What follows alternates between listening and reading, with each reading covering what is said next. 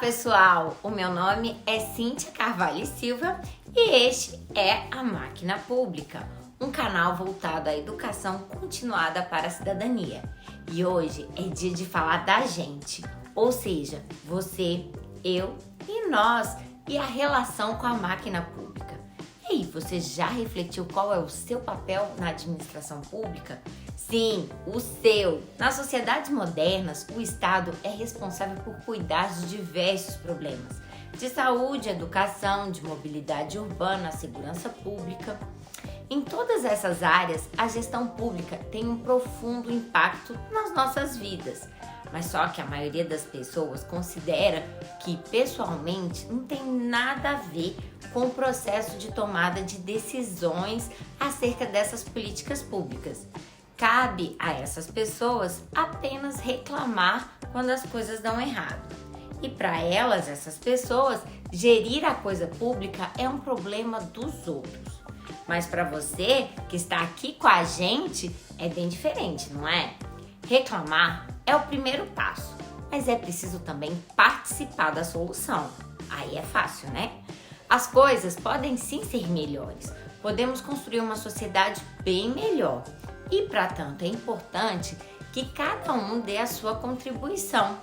Aliás, esse canal aqui constitui também uma contribuição para a gente transformar o mundo para melhor.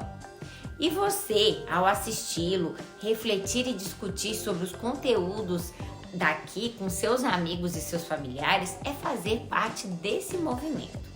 Participação no planejamento e na ação. Essa é a ideia central do modelo democrático participativo da administração pública, que é o objeto do nosso episódio de hoje e do próximo da nossa série sobre os modelos da administração pública. Mas só que antes da gente iniciar esse tema, a gente vai tocar um dedinho de prosa sobre democracia, participação e o seu papel na administração pública. Aproveita já para dar o like aqui no vídeo, assinar o canal, ativar o sininho, compartilhar o link no grupo do Zap da família para pautar o almoço de domingo. Sem mais delongas, bora lá! Vamos desvendar a democracia e os inimigos do espaço cívico.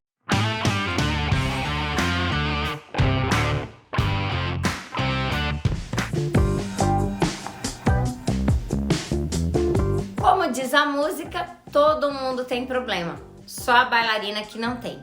Eu acho que até a bailarina tem. E se todo mundo tem problema, imagine então uma sociedade que reúne em si uma multidão de indivíduos e, por consequência, de problemas dos indivíduos. Entre esses problemas, a gente pode mencionar o cuidado com os idosos, a administração da justiça, a obtenção e distribuição de alimentos, a gestão dos resíduos sólidos que a existência humana produz todo dia, entre muitos e muitos outros. Todos esses problemas são problemas públicos, ou seja, problemas que geram uma insatisfação coletiva e cuja solução traz benefícios para todo mundo. Para enfrentar essas questões, ao longo da sua história, a humanidade elaborou diversas estratégias que podem ser divididas e classificadas de múltiplas formas. Mas o que importa pra gente no vídeo de hoje é como essas estratégias podem ser classificadas a partir da relação entre o poder público e a sociedade civil. Participar. Tá, ok. Como é que é isso? O que é a sociedade civil? Tá, é um vasto assunto, mas por hora a gente vai entender sociedade civil como conjunto de organizações formais e informais que servem como mecanismo de articulação da sociedade em geral. São as associações de moradores, organizações sociais, sindicatos, centros de pesquisa, entre muitas e muitas outras. E quais são as formas de como o poder público pode se relacionar com a sociedade, essa sociedade civil? Vamos falar então de 3 maneiras: o modelo da autogovernança, o modelo da superioridade hierárquica do Estado e o modelo da cogovernança. A forma mais tradicional de gestão de problemas públicos é a da autogovernança. Cada um resolve seus problemas. A própria sociedade civil se organiza para cuidar do seu problema, sem precisar recorrer à máquina pública. Pensemos então numa cooperativa de produtores que se articula ali para racionalizar o conjunto das suas atividades produtivas, inclusive com o compartilhamento dos seus instrumentos de trabalho, com ganhos para todos. Idealmente, apenas quando esses mecanismos de autogovernança se mostram insuficientes é que se recorre à intervenção de das maiores criações da mente humana. Adivinha? O Estado. A forma mais tradicional de intervenção do Estado, nesses casos, é a atuação hierárquica do poder público para resolver o problema.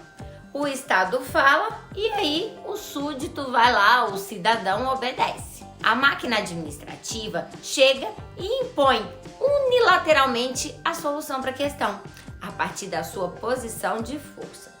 A razão dessa superioridade estatal vai depender do tipo de Estado que se está falando. Pode ser o direito divino dos reis, no caso das monarquias absolutas, ou mesmo a pretensão de quase monopólio do interesse público nas modernas democracias ocidentais. Em todo caso, o Estado mobiliza seus saberes e as suas forças para tentar dar a melhor solução possível ao problema público, por meio de uma pluralidade de instrumentos. É claro que o melhor para um não significa necessariamente o melhor para o outro, mas além dos seus discursos de legitimação, a máquina estatal é também entrecortada pelos mesmos conflitos de interesses que caracterizam a sociedade em geral, o que influencia o encaminhamento que o Estado dá para cada um desses problemas. Esses conflitos repercutem especialmente em quais grupos serão mais beneficiados a cada intervenção estatal. Nos modelos burocrático e gerencial de administração pública, que a gente já viu aqui, prevalece a estratégia hierárquica de resolução dos problemas. O Estado manda e o cidadão obedece. Nos dois casos, imagina-se então o Estado como detentor de quase que exclusivo do interesse público e do saber técnico científico, como um único caminho para solucionar vários problemas complexos que afligem as sociedades modernas, em detrimento de outras espécies de saberes, como os saberes locais, os saberes tradicionais. Nessa perspectiva, a sociedade civil não seria muito escutada, simplesmente porque ela não teria muito a contribuir. Pior ainda, considera-se que ouvir o indivíduo seria abrir a porta para a corrupção do patrimonialismo.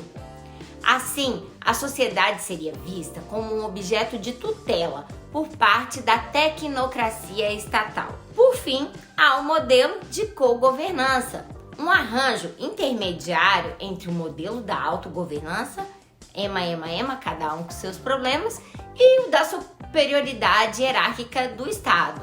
Eu digo benção e amém. Nesse modelo, os saberes e os recursos tanto da sociedade civil quanto do poder público são mobilizados para a solução dos problemas públicos em conjunto. A relação entre os integrantes de um arranjo de cogovernança é idealmente de igualdade. Porém, a gente deve lembrar que a igualdade absoluta está dificilmente de ser alcançada nesses arranjos concretos, uma vez que cada um dos parceiros ocupam posições diferentes no espaço social.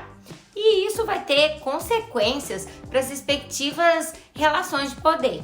De qualquer forma, nesse modelo da cogovernança, os atores públicos e os privados, eles devem construir coletivamente os propósitos do grupo e os seus instrumentos de deliberação, bem como esses planos de ação, de mobilização das demais partes interessadas, preferencialmente como o monitoramento e avaliação dos resultados das suas iniciativas.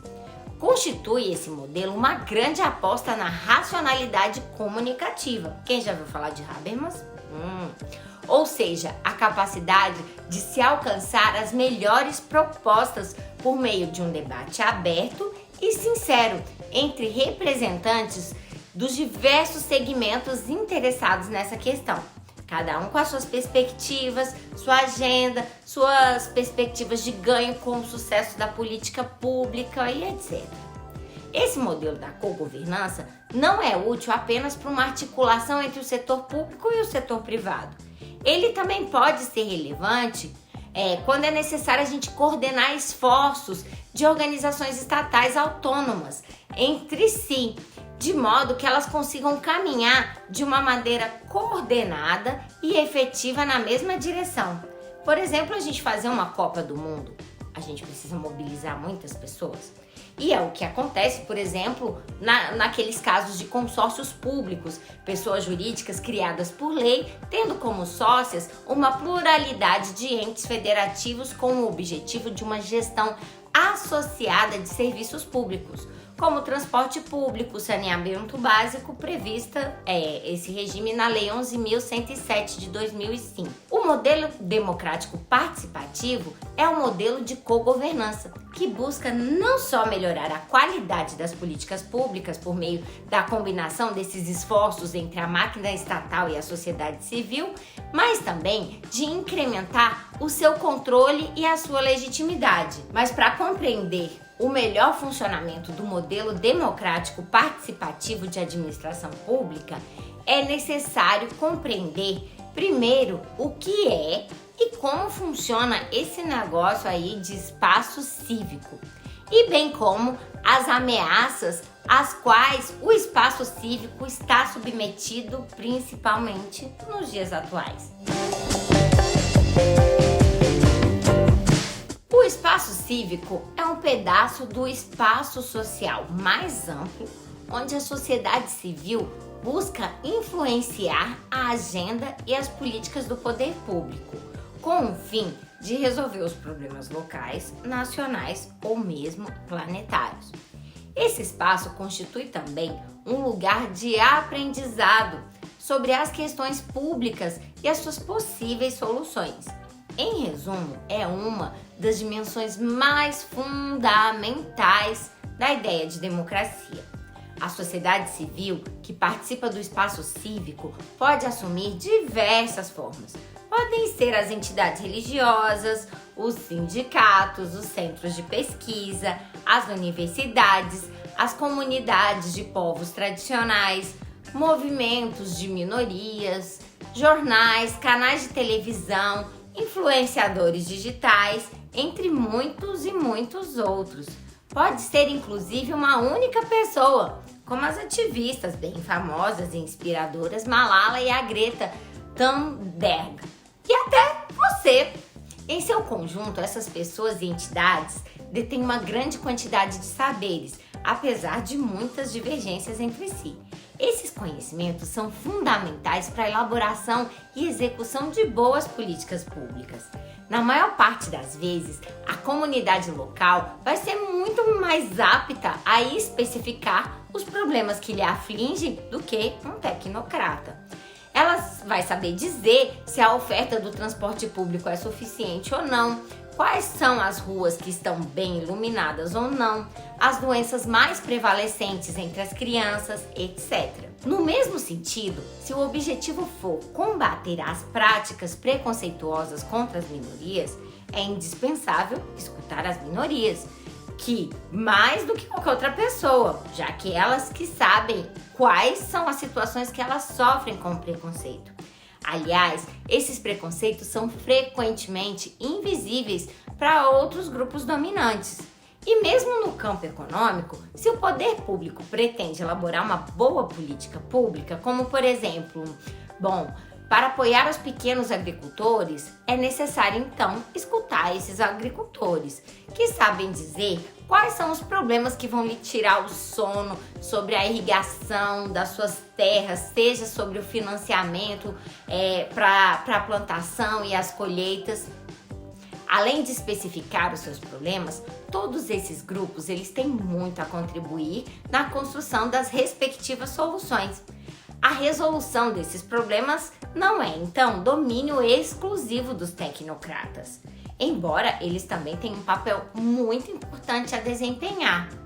Nesse sentido, a solução vem então da criatividade, que por sua vez vem de um repertório acumulado com leituras, outros modelos, observações, viagens, prática da natureza, combinações de soluções inusitadas, entre muitos e muitos outros fatores. Não existe nada pronto e acabado. Tá tudo em construção e tudo pode ser melhorado.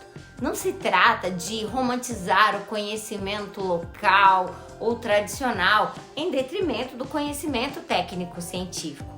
Cada um tem o seu lugar, não só para a especificação dos problemas, mas também para a construção dessas soluções. Com humildade, um deve caminhar ao lado do outro e de mãos dadas, sim. Dessa forma, a gente pode ir muito mais longe. Aliás, o saber técnico não é um monopólio do poder público.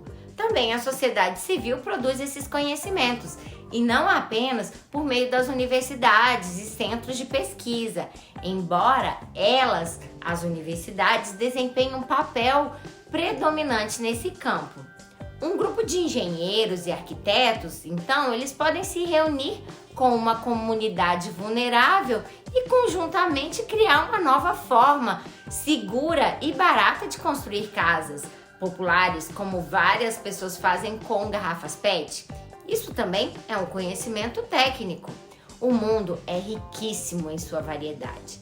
Devemos estar abertos a todas as suas potencialidades. Eu costumo dizer que para construir uma casa, a gente precisa de materiais. E antigamente eram azulejos. Hoje, com a tecnologia, a gente tem porcelanatos, outros materiais muito mais firmes e resistentes. E assim a nossa casa será mais rica, tecnológica. E quanto mais experiências temos acumuladas, se conhecemos a história das casas no mundo, como conta o livro tão legal do Bill Bryson, naquele livro dele Em Casa, a gente pode copiar essas boas ideias. Se a gente visitar uma aldeia e se a gente vê lá vimos uma rede diferente, eu posso copiar e colocar na minha casa, colocar na varanda com um teto automático solar. E a gente pode misturar tudo. Eu que o diga, a minha casa é um mix de culturas. Não se trata de negar, então, esses conhecimentos, mas sim de acumulá-los e construir outros. Não há dúvida, então, de que essa reunião dessa pluralidade de saberes e de perspectivas contribui para políticas públicas de melhor qualidade, não é mesmo? Todavia, para que esse espaço cívico possa funcionar adequadamente, é necessário assegurar que os grupos civis possam se organizar e se expressar livremente com as suas ideias, sem receio de pôr sua integridade física, psicológica e moral em risco. A participação no debate público só deve ser bloqueada para aquelas ideias que sejam contraditórias com a própria existência do espaço cívico saudável. Portanto, é essencial que as diversas organizações públicas atuem vigorosamente para proteger essas liberdades, bem como para que os debates públicos se desenvolvam com respeito às divergências. Não basta ficar esperando o pior acontecer. É indispensável que o poder público tome a iniciativa e trabalhe para proteger as condições de debate no espaço cívico, bem como para que suas inúmeras repartições e entidades estejam abertas e sejam influenciadas por esses debates, de verdade. De nada adianta um espaço cívico repleto de discussões de alta relevância se a máquina pública tá surda, tá nem aí para essas conversas. É inútil também o inverso, ter um poder público atento, mas um espaço cívico, silencioso, morocochô, em razão da disseminação da violência simbólica, psicológica ou até mesmo cívica. Logo, deve haver políticas voltadas especificamente para esses dois objetivos, tanto promover a saúde do espaço cívico, quanto para tornar a máquina pública bem mais sensível e atenta a essas discussões. A melhoria desse encaixe entre sociedade civil e a máquina pública contribui não só para uma maior realização da democracia, um dos valores máximos do Estado brasileiro, mas também para a melhoria da qualidade e da legitimidade das nossas políticas públicas. Governos autoritários atacam e buscam eliminar o espaço cívico, enquanto governos verdadeiramente democráticos ou simplesmente preocupados com a qualidade do serviço público genuinamente buscam cultivar o espaço cívico por meio de políticas públicas voltadas para sua defesa e seu fomento.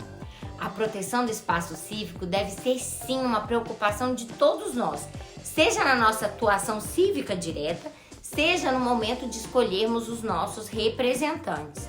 Eu entendo que, em um ambiente de tantas notícias ruins, sem perspectivas para os jovens, com alto nível de desemprego, insegurança alimentar e notícias nada esperançosas, a gente fica assim meio pouco triste, para baixo, com baixa energia para atuar em benefício do coletivo.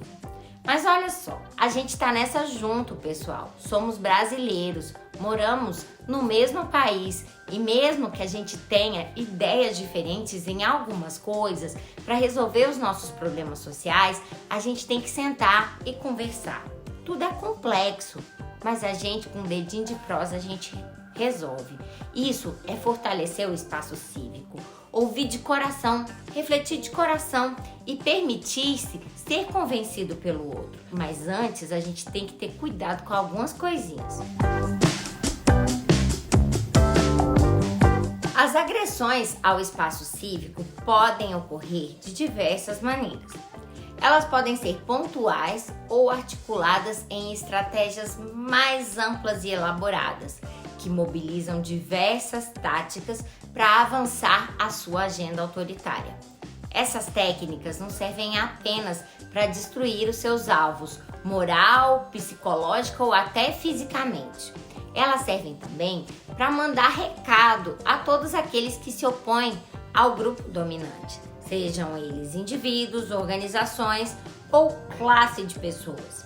No extremo, conduzem à autocensura e ao autoexílio, quer dizer, a saída das pessoas desse espaço cívico. A cada pessoa que se retira do debate público em razão de agressões, o espaço cívico vai se tornar menor, mais fraco, mais pobre e com prejuízo para todos nós. Eu acredito que vale a pena examinar algumas dessas formas de ataque contra o espaço cívico para que a gente possa ter uma ideia mais clara de como defendê-lo. Em primeiro lugar, a retórica do ódio. Trata-se de um discurso que funciona da lógica do nós contra eles. Passa longe da simples competição entre ideias, que é saudável e desejável numa democracia. A retórica do ódio visa destruir pessoas e grupos, psicológica e moralmente. Retórica do ódio e espaço cívico são ideias contrapostas. Os debates do espaço cívico constituem na construção das convergências, pontes de entendimento, com respeito às divergências, é claro, mas com o propósito de influir na elaboração e execução das políticas públicas. A boa política passa pelo jogo de concessões recíprocas em prol da ideia de bem comum. O objetivo da retórica do ódio é apenas a destruição e tem como objetivo final interesses que são inconfessáveis à luz do dia. Com o fortalecimento da retórica do ódio, as próprias aberturas da máquina pública à sociedade civil tendem a se fechar. Os servidores públicos responsáveis por essa interação com a sociedade civil passam a ter receio de serem a próxima vítima da máquina de moer reputações. Caso esses grupos autoritários estejam no poder, recolhem-se também os servidores por meio de receio de perseguição institucional. Uma boa saída, então, para vencer essa retórica do ódio é a gente ouvir e não julgar as pessoas pelo pacote completo. Por exemplo, em um certo assunto, a gente pode concordar, em outro assunto, nem tanto. E tudo bem. O que não pode ocorrer é a interdição dos assuntos entre as pessoas, a gente não poder conversar. Essa retórica do ódio busca colocar todo mundo no mesmo rótulo, na mesma caixinha, de forma que se você apoia esse ou aquele candidato, você é obrigado a concordar em tudo com ele. Procure ver se o seu representante, por exemplo, te representa em todos os assuntos. E se ele não representa, é hora de buscar um que atenda mais à sua visão de mundo. Você não é obrigado a comprar pacotes completos e deve ser sim capaz de colocar os seus argumentos no espaço cívico de forma respeitosa. Quem sabe você não acaba convencendo outras pessoas também? Outra técnica comum de ataques ao espaço cívico é a utilização da desinformação, em especial de fake news, que são essas notícias falsas com aparência de verdadeiras, que circulam por aí pelas mídias e pelas redes sociais. Nesse assunto, o problema frequentemente é como separar de um lado o legítimo exercício da liberdade de expressão e de outro lado a disseminação de desinformação e assassinato de reputações, que são práticas incompatíveis com a saúde do espaço cívico e, por consequência, com a democracia. Sem dúvida, a liberdade de expressão não abarca a disseminação de mentiras e a prática de crimes contra a honra, mas frequentemente a estrutura típica das fake news dificulta que ela seja percebida como obviamente mentirosa. Muitas vezes o argumento das fake news partem assim de uma informação verdadeira para desenvolver um raciocínio distorcido e alcançar conclusões falsas. Outra estratégia de desinformação é a criação de evidências falsas entre duas posições que objetivamente possuem graus diferentes de credibilidade. Por exemplo, não há equivalência entre a posição daquele que defende que a Terra é plana e aqueles que sabem que o planeta é esférico. Não são simplesmente duas opiniões diferentes, merecedoras da mesma credibilidade. Uma possui claramente mais credibilidade do que a outra. Em resumo, a falsa equivalência é uma estratégia de desinformação que busca colocar no mesmo grau de credibilidade duas posições que, objetivamente, não têm a mesma qualidade. Uma das posições possui muito mais evidências a seu favor do que a outra, porém são apresentadas em um contexto simbólico que faz parecer que elas são entendimentos divergentes e que a adoção de uma ou de outra depende apenas dos gostos e dos afetos de cada um.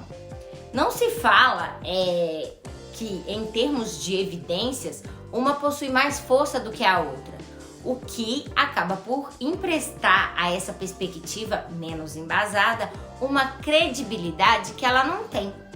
Inclusive, gente, vários canais de comédia fazem piadas daquele quadro que tem na CNN, O Grande Debate, que por vezes adota essa estratégia da falsa equivalência. Um exemplo outro dessa estratégia é utilizada pelo movimento anti-vacina, que, entre outros argumentos, eles buscam associar a vacinação ao autismo. A favor da sua tese, eles possuem apenas relatos anedóticos e um punhado de artigos científicos, a maioria deles posteriormente retiradas das revistas e revisadas, que foram originalmente publicadas por problemas das suas metodologias e conclusões. O consenso da comunidade científica rejeita essa posição. Porém, quando um militante antivacina é colocado lado a lado com um infectologista qualificado, sem maiores comentários sobre a diferença entre as duas posições, transmite-se a quem assiste aquele confronto de duas posições que essas duas posições merecem igualmente uma consideração, o que prejudica a qualidade do debate público. É normal que o debate público seja povoado por entendimentos divergentes e que algumas desses entendimentos sejam mais fortes do que outros em termos das evidências. É normal também que, aliás, parte dessas posições não tenha qualquer evidência ao seu favor e constituam, por exemplo, meras teorias da conspiração.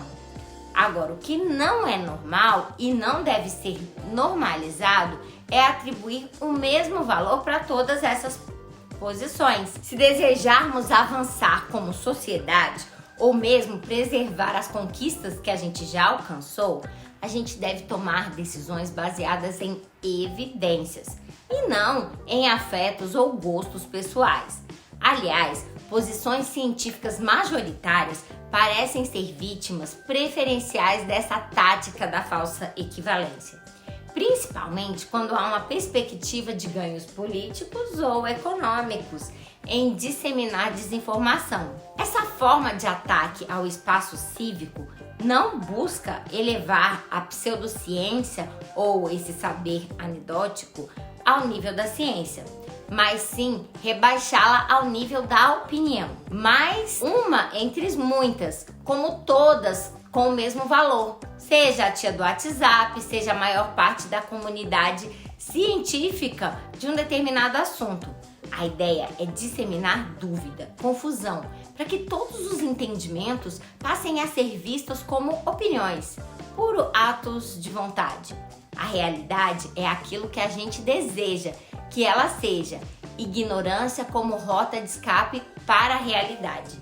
Tudo que eu quiser será. Não que não estejamos aqui dizendo que não se deve questionar tudo, ou pelo contrário, a ciência é feita pela ideia fundamental da falseabilidade, que quer dizer que só é objeto de experimentação e da ciência o que pode ser testado, confirmado ou falseado. A ideia de Deus, por exemplo, até agora não é objeto da ciência, mas da crença, uma vez que ninguém nunca viu Deus, não se pode testar, avaliar, experimentar cientificamente Deus. O que se defende é que há várias discussões que já foram testadas, avaliadas muitas vezes, e para a gente seguir adiante, a gente precisa acrescentar mais ideias e não ficar discutindo se a Terra é plana. Afinal, se eu gosto de petit gâteau e você gosta de sorvete, isso são afetos. Isso não é ciência. Ciência é dizer sim que a Terra é redonda. O fechamento do espaço cívico não traz prejuízo apenas para aqueles que participam do debate público. Os danos atingem toda a sociedade, na medida em que significam menos controle e qualidade das políticas públicas. Sem o diálogo com a comunidade, não há como saber os problemas públicos que mais lhe afligem, e a atuação da máquina pública passa a ser, então, errática e sem efetividade. Aliás, para além dos discursos, governos autoritários costumam estar preocupados apenas com a satisfação dos interesses do grupo político no poder, igual ao patrimonialismo, lembra? E não com o sofrimento e a ansiedade da sociedade em geral, especialmente dos seus segmentos mais pobres. Feitos esses esclarecimentos sobre essas ideias de cogovernança e do espaço cívico, no próximo vídeo poderemos finalmente começar a nossa conversa sobre o modelo democrático participativo em um sentido estrito. Até lá! Afinal, você, eu e nós somos a máquina pública e a Terra não é plana e todos nós compomos o Brasil. E essa pecinha que está faltando aqui é você. Tchau!